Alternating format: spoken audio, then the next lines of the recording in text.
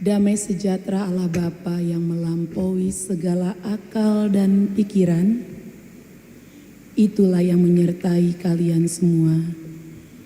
Di dalam nama Tuhan Yesus Kristus Tuhan kita. Amin. Shalom. Horas madihita saluhutna. Jemaat yang diberkati Kristus, firman Tuhan yang akan kita dengarkan di hari Minggu ini tertulis di dalam nyanyian Mazmur pasal 124 ayat yang pertama sampai dengan 8. Tetapi sebelum kita mendengar berkat Tuhan di pagi hari yang cerah ini, perkenankan saya memperkenalkan diri saya. Nama saya Diana Catherine Boru Simanjuntak. Mungkin ada yang marga Simanjuntak, Boru Simanjuntak, Bere Simanjuntak, Horas Madihita Salutna, Aka Punguan Simanjuntak. Jadi kalau dibilang Simanjuntak mungkin pernah ada pendeta Simanjuntak di sini ya Mang ya? Iya, Ibu Tonami mah Christian pendeta Simanjuntak. Saya Nyonya Gultom. Pasangan terbaik saya, pasangan terkasih saya ada di belakang sana. Iya, mungkin Amang Gultom boleh berdiri supaya orang melihat. Karena ada pepatah tak kenal maka. Iya, ini yang terbaik buat saya dari Tuhan, Inang, Amang.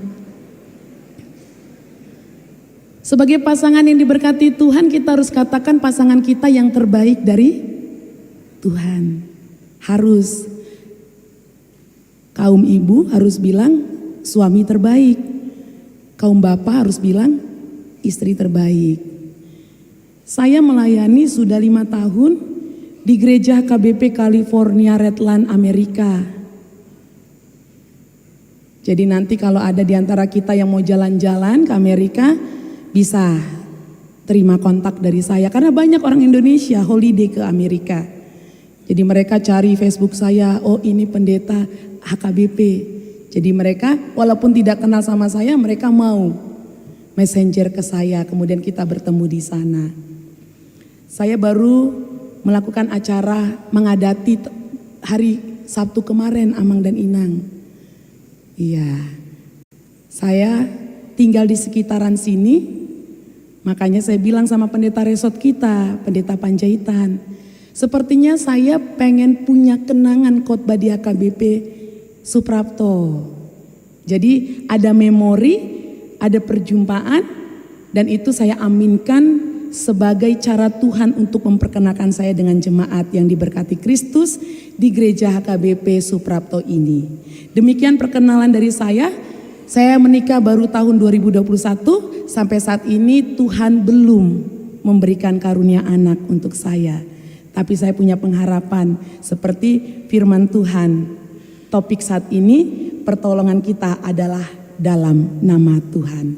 Firman Tuhan yang akan kita dengarkan tertulis di dalam nyanyian Mazmur 124 ayat yang pertama sampai dengan ke-8.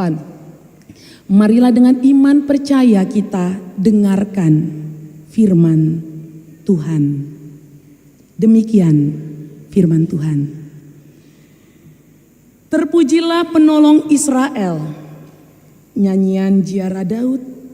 Jikalau bukan Tuhan yang memihak kepada kita, biarlah Israel berkata demikian. Jikalau bukan Tuhan yang memihak kepada kita, ketika manusia bangkit melawan kita, maka mereka telah menelan kita hidup-hidup. Ketika amarah mereka menyala-nyala terhadap kita, maka air telah menghanyutkan kita dan sungai telah mengalir melingkupi diri kita. Maka telah mengalir melingkupi diri kita air yang meluap-luap itu.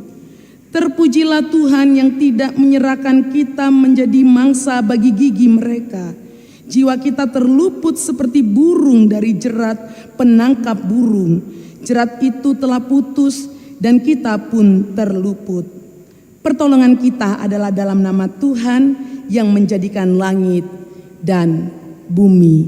Demikian firman Tuhan. Yang berbahagia kitalah yang mendengar firman Tuhan serta melakukannya. Jemaat yang diberkati Kristus, semua di antara kita pasti sudah tahu bahwa tidak ada hidup yang tidak menghadapi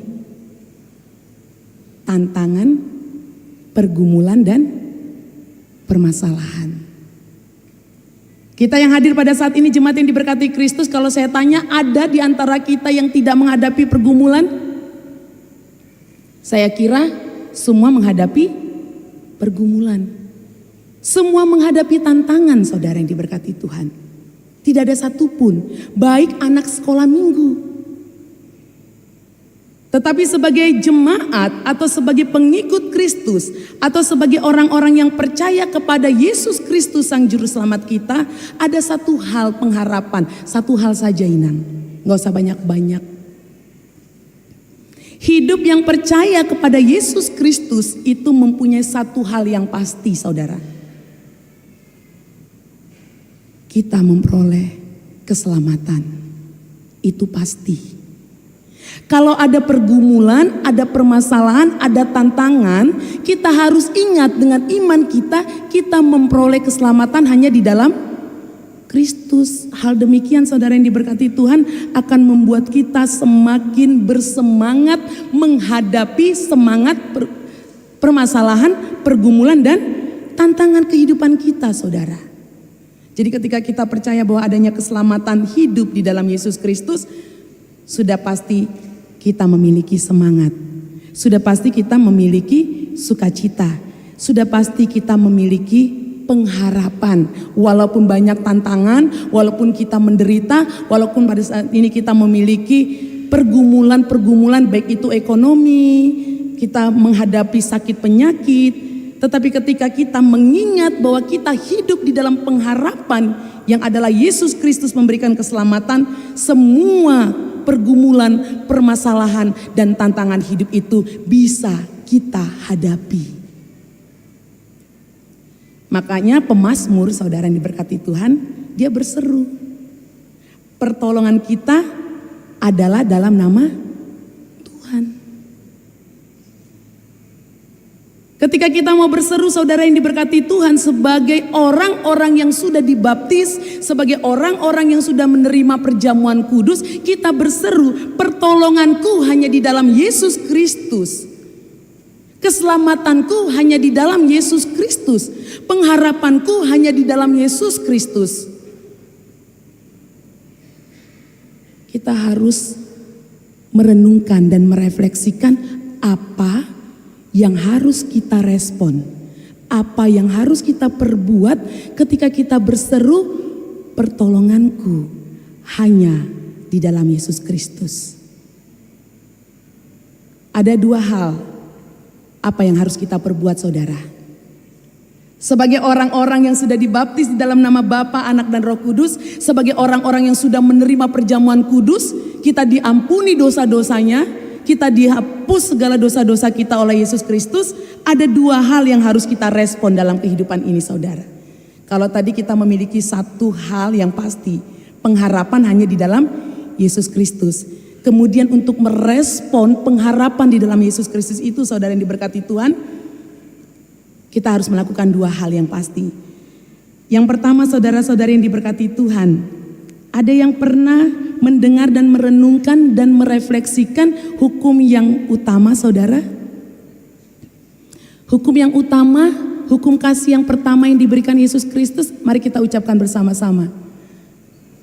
Akulah Tuhan Allahmu.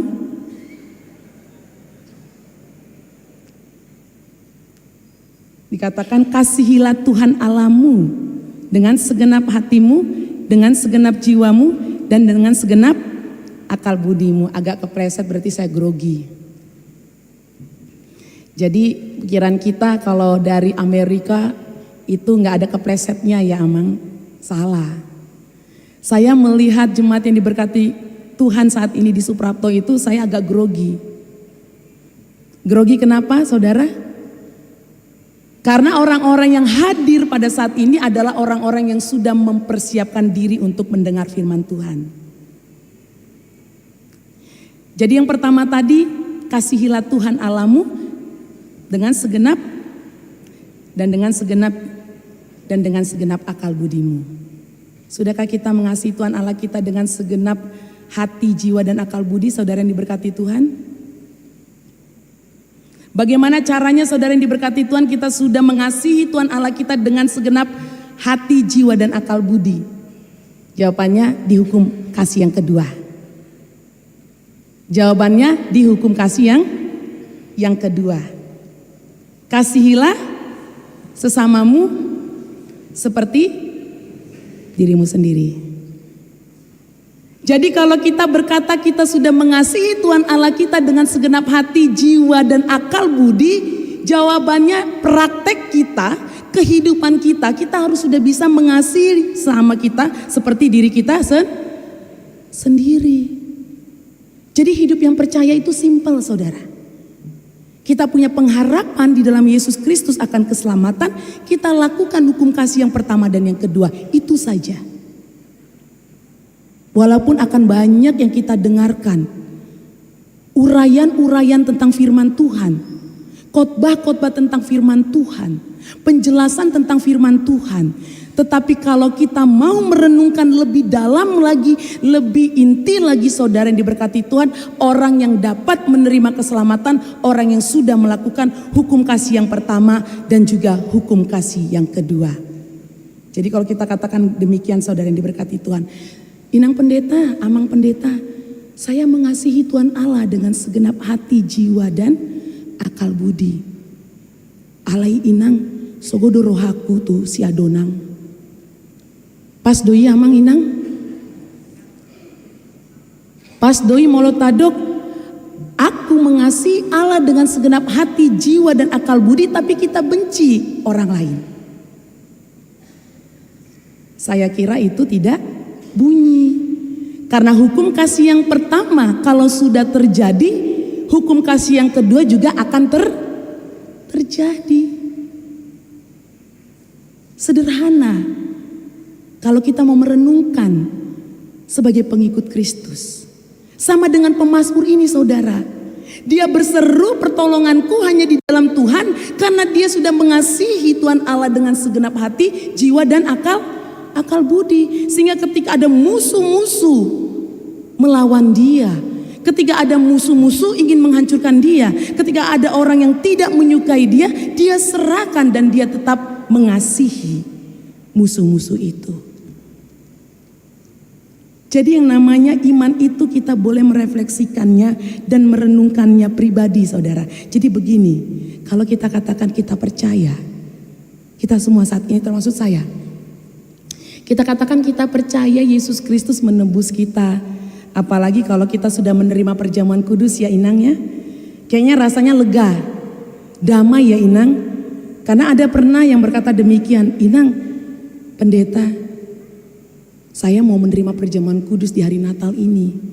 Karena ketika saya menerima perjamuan kudus rasanya itu sukacita, lega dan damai. Tapi saya nggak tahu ya Inang, ketika saya melakukan perjamuan kudus, kemudian besok lagi saya lakukan dosa. Itu yang namanya firman Tuhan itu tidak berbuah. Itu yang namanya, saudara, hukum kasih yang pertama itu tidak bunyi dengan hukum kasih yang kedua. Kalau kita sudah menerima Kristus di dalam kehidupan kita, kita sudah menerima penebusan dosa, kita harus bisa meresponnya dengan kehidupan saat ini, saudara. Kita percaya kepada Tuhan, kita mengasihi Tuhan, saudara, kasihilah sesamamu. Kita katakan pertolongan kita hanya di dalam Tuhan, tapi kita tidak menolong orang yang kesusahan, berarti kita belum hidup di dalam Tuhan. Kita katakan bahwa kita ini benar-benar menjadi jemaat HKBP Suprapto yang baik, jemaat HKBP Suprapto yang aktif. Tetapi ketika ada saudara kita membutuhkan bantuan kita, kita tidak mau menolongnya, berarti kita bukan jemaat di dalam Tuhan. Jemaat HKBP Suprapto saja. Kebanyakan saudara-saudari yang diberkati Tuhan, orang itu bersemangat orang itu berlomba-lomba untuk menjadi jemaat gereja yang baik. Jemaat gereja yang baik. Sebenarnya menjadi orang percaya yang sudah dibaptis, kembali lagi kita harus ingat, kita sudah dibaptis, berarti kita sudah menjadi hidup baru. Harus kita ingat itu saudara. Dan kita sudah menerima perjamuan kudus, berarti perjamuan kudus itu lambang dari pengharapan akan keselamatan. Yang mau kita tempuh menjadi jemaat gereja yang baik atau menjadi jemaat Tuhan yang baik. Jadi kita bisa merenungkannya saudara. Seringkali banyak di antara kita terjebak menjadi jemaat gereja yang baik. Kalau menjadi jemaat gereja yang baik, saudara-saudari yang diberkati Tuhan, itu tadi terkadang hanya sebuah settingan, drama. Kalau pemazmur ini, dia katakan pertolongan hanya di dalam nama Tuhan, dia benar-benar dapat menyelesaikan segala sesuatu pergumulannya di dalam kasih Tuhan. Bahkan dia dapat memaafkan dan mengampuni orang-orang yang membencinya. Seperti Daud ya. Daud kan salah satu dari pemazmur. Dia tidak mendendam kepada Raja Saul. Dia serahkan semua kepada Tuhan saudara. Demikian juga dengan kita saudara yang diberkati Tuhan. Kalau kita sudah benar-benar mengimani, kita mengasihi Tuhan Allah dengan segenap hati, jiwa dan akal budi. Saat ini kita mau digerakkan Roh Kudus saudara. Digerakkan Roh Kudus untuk apa saudara? Mengasihi sesama kita seperti diri kita sendiri. Menjadi jemaat Tuhan yang baik, bukan menjadi jemaat gereja yang baik. Kalau sudah menjadi jemaat Tuhan yang baik, otomatis menjadi jemaat gereja yang baik. Itu kalau tadi dikatakan mengasihi Tuhan Allah dengan segenap hati, jiwa dan akal budi, otomatis bisa mengasihi sesama seperti diri kita sendiri. Jadi itu seperti garis saudara. Tidak bisa kita katakan kita mengasihi Tuhan Allah dengan segenap hati, jiwa dan akal budi, tapi kita tidak mengasihi sesama kita. Itu nggak bunyi. Jadi ibaratnya begini saudara. Kita katakan begini, kita mengasihi Tuhan Allah dengan segenap hati, jiwa dan akal budi. Tapi kita tidak lakukan mengasihi sesama seperti diri kita sendiri. Kalau mau bunyi, bisa nggak ini bunyi Amang dan Inang? Tidak bisa ya. Inilah dikatakan Yakobus, iman tanpa perbuatan hakikatnya mati. Tapi kalau kita katakan aku mengasihi Allah dengan segenap hati, jiwa dan akal budi, kemudian kita pasti dapat mengasihi sesama seperti diri kita sendiri. Ketika kita tepuk, ini akan berbunyi. Inilah yang dikatakan jemaat Tuhan yang baik. Berbunyi. Sehingga kita bisa katakan dengan keyakinan kita, pertolongan kita hanya di dalam Tuhan. Hari ini saya punya pengalaman. Pengalaman saya bisa katakan pertolongan kita di dalam Tuhan. Saya kira saya di sini selalu pakai Uber ya. Grab. Kalau di sana Uber. Kalau di sini Grab atau Gokar. Saya nunggu lama itu. Gak dapet Amang Inang. Ini apa pada tidur semua ya di hari Minggu? Karena memang biasanya hari Minggu itu weekend, waktunya istirahat ya. Kemudian saya telepon pendeta. Saya katakan, Amang, saya minta maaf, ini sampai berapa menit saya nggak dapat Grab.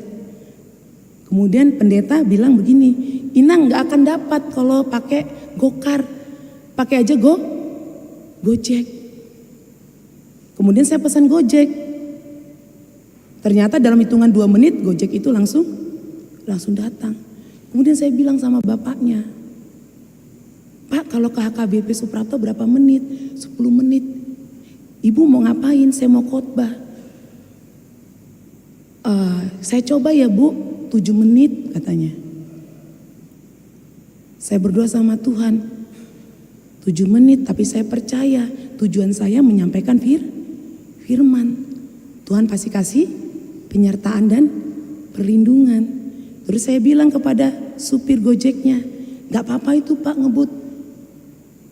Dia orang Islam. Insya Allah bisa Bu, katanya. Ibu kan mau khotbah, katanya. Ini gak percaya kepada Yesus Kristus. Tapi dia bersemangat, tenang aja Bu. Sampai Bu, sebelum jam 7.30. Ternyata nyampe di gerbang itu masih jam 7:27 sepertinya. Itu pertolongan Tuhan saudara. Yang memang saya kira pertolongan Tuhan itu bukan hal-hal yang besar ya. Hal-hal kecil saja. Coba saudara yang diberkati Tuhan kalau saya telat. Pasti jemaat bilang begini. Enak bohado. Hala Amerika, HP telat. Ate. Amerika mah Amerika. Alesa sitong namang inang hita saluhutna. Hala Amerika tong do hala bata.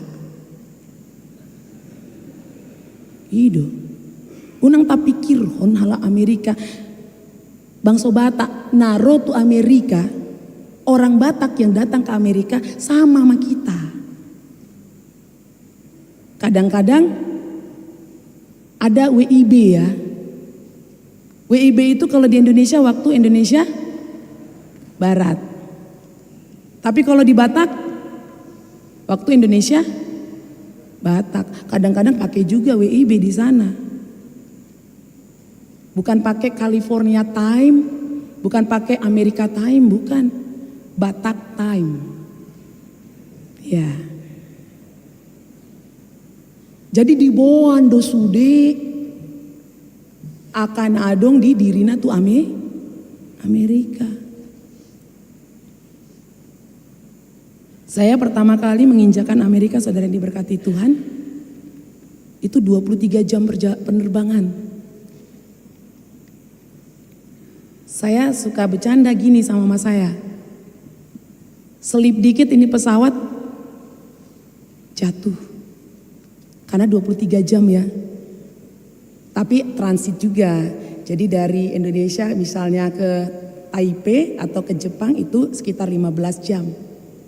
Bayangkan Amang dan Inang di atas 15 jam. Kalau nggak pertolongan Tuhan itu saya katakan tidak mungkin. Itu pertolongan Tuhan. Sama dengan tadi. Kalau nggak pertolongan Tuhan melalui Bapak Gojek, Jala Tongdo di Pardalanan di Doknasida, bahasa Arab ya Mang. Jangan katakan maaf, alhamdulillah atau insya Allah itu bahasa Islam ya, bukan ya, itu bahasa Arab. Jadi di dalam perjalanan dia selalu berdoa dengan agamanya. Di sini saudara yang diberkati Tuhan bisa kita katakan bahwa God is universal. Tuhan itu satu. Nggak ada Tuhan yang berbeda-beda. Tuhan itu satu. Makanya dalam bahasa Ibrani itu dikatakan Tuhan yang tunggal, Shema.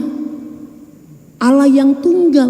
Jadi Allah kita satu, cuman perantaraannya berbeda-beda. Sehingga membuat kita pada saat ini sebagai orang percaya, janganlah hidup di dalam eksklusivisme. Janganlah hidup di dalam kesombongan.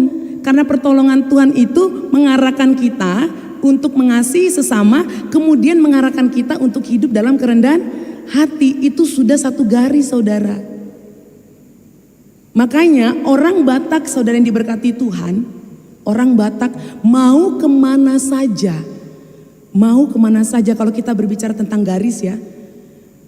Garis nih. Mau kemana saja, garis keturunan marga itu selalu kita bawa. Jadi saya katakan orang Kristen, orang pengikut Kristus mau kemana saja, garis itu harus kita bawa. Apa itu? Garis mengasihi, garis kerendahan hati, dan garis damai sejahtera. Sama dengan orang Batak. Saya tadi nyampe di konsistori, langsung ada yang bilang, saya Nyonya Simanjuntak, kan garis. Saya marga Sihotang. Kalau di Simanjuntak itu Sihotang tulang, garis.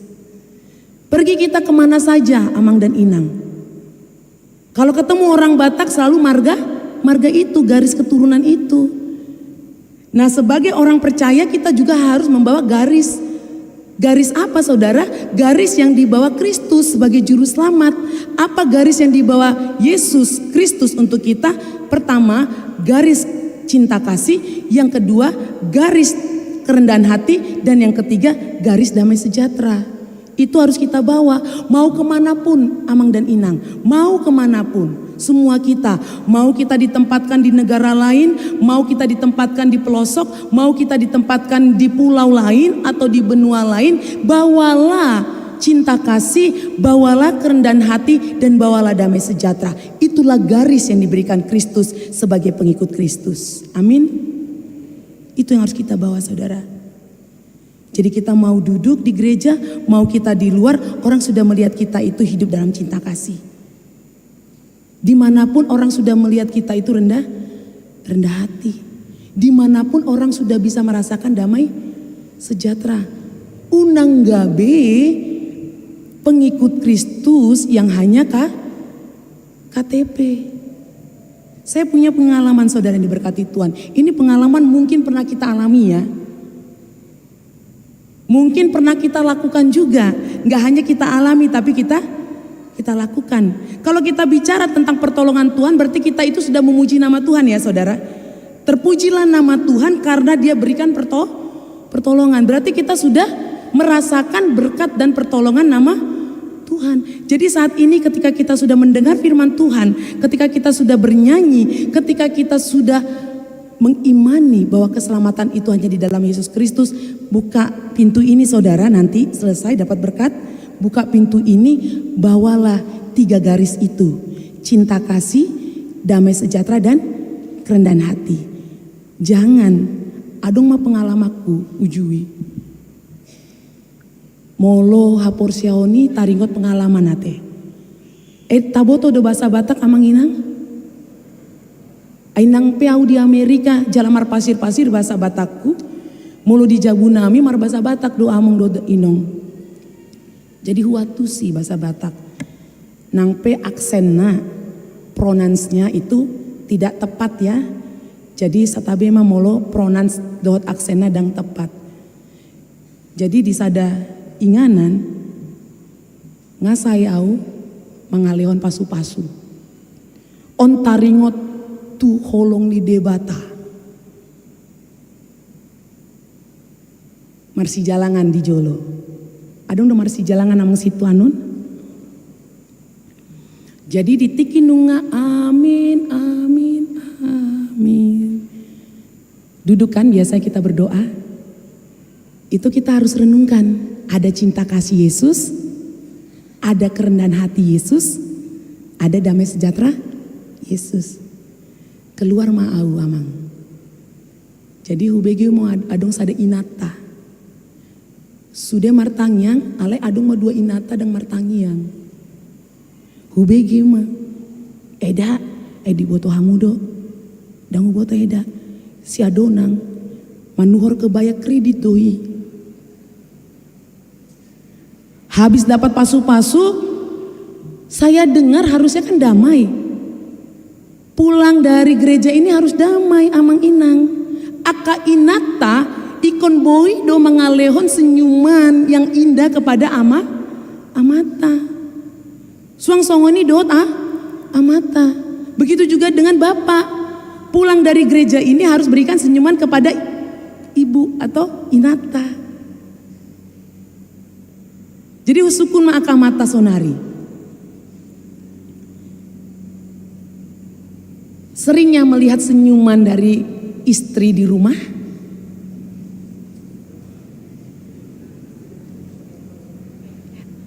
Mau lo dijorin di debata ikon jujur ate. Nah, pertolongan kita di dalam Tuhan. Senyuman istri itu menolong suami loh. Dan itu dari Tuhan. Tuhan kan sudah mengajarkan memberikan cinta kasih, kerendahan hati, dan damai sejahtera. Istri itu penolong yang sejati kepada suami. Jadi para istri pada saat ini kalau di rumah holana murhing bohina tahu ba mate. Sukun hamu akamata. Molo senyum hamuna ra uang bulanan sian 5 bui gabe 10. Biasa na 5 bui gabe di lehon 10. Aledang sian korupsi ate 5 tu 10 daun. Maksudnya gabe bersemangat aka amata ikarejo. Suang songoni aka amata. Suku-sukun matu inang. Sudah hita aka ina. Setiap hari itu sering gak melihat senyuman suami? Sering ya, puji Tuhan. Yang menjadi pertanyaan untuk kita semua pasangan, baik itu aka ina sama aka ama ya. Kita ini senangnya melihat pasangan di rumah itu murhing atau senyum? Benar? Kayaknya nggak benar deh. Pertanyaannya diulang ya. Kalau di rumah senangnya melihat istri atau suami itu senyum atau mutung atau murhing? Sepertinya kalau di sini saya mendengar enggak. Kenapa enggak? Karena masih ada aka ama yang murhing di rumah. Masih ada aka ina yang murhing di rumah. Berarti nggak bunyi dong pertolongan kita hanya di dalam nama Tuhan. Karena Tuhan yang menolong kita itu tidak pernah mengajarkan kita untuk murhing, manang mutung, manang hotel late, hosom tel elat late, nggak ada itu. Jangan kita katakan pertolongan kita hanya di dalam Yesus Kristus Tuhan kita Sang Juru Selamat. Tapi holana elat kita tu dongata. Itu nggak bunyi. Kita katakan pertolongan kita hanya di dalam Tuhan Allah, karena Tuhan Allah yang memberikan keselamatan. Tapi holana muruk aka ama tu ina. Tapi saya percaya mungkin, jangan pakai kata mungkin Inang. Saya percaya KBP Suprapto ini aka amanya burju-burju ya Inang ya. Iya. Saya yakin aka ama nggak pernah marah nih sama Inang. Saya bisa rasakan auranya. Iya, aka ina juga nggak pernah marah nih sama ama. Dan aka ina itu sudah bisa selalu menyediakan minuman pulang kerja suaminya. Contohnya ya Inang, karena ini kita iman ini harus berbunyi ya. Iman ini harus berbuah. Mulak sian karejo, aka ina ngamambain kopi ate. Tes ya. Sambil senyum, sambil bilang, mulai ate ma Tuhan, ngamulak ama parjabu ate. Jujur mahita ka ama, molo adong ina nasongoni, semangat dohita karejo, nang pegok pergumulan ate. Ala las dorohata mamereng senyumani aka ina ate, inata. Nah, begitu juga dengan amata. Unang atau muruk. Karena kasih Tuhan itu tidak mengajarkan marah. Tapi susah Inang pendeta. Kemarin ada yang bilang sama saya, Inang susah ya jadi pengikut Kristus. Enggak. Siapa bilang susah? Jemaat AKBP Suprapto susah gak jadi pengikut Kristus? Enggak. Jangan bilang susah.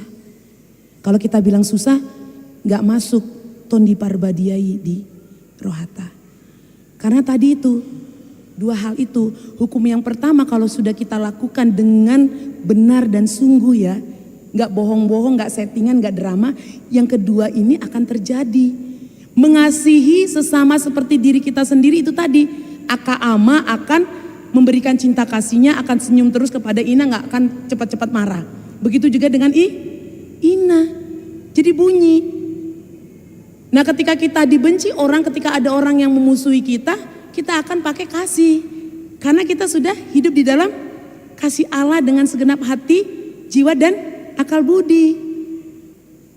Jadi akan bunyi saudara, akan bunyi. Kita akan mudah memaafkan, kita akan mudah mengampuni, kita akan mudah menolong, kita akan mudah peduli, kita akan mudah mengasihi pasangan kita akan mudah melakukan hal-hal yang terbaik di dalam gereja, hal-hal yang terbaik di dalam pekerjaan kita, dan hal-hal yang terbaik di dalam negara ini.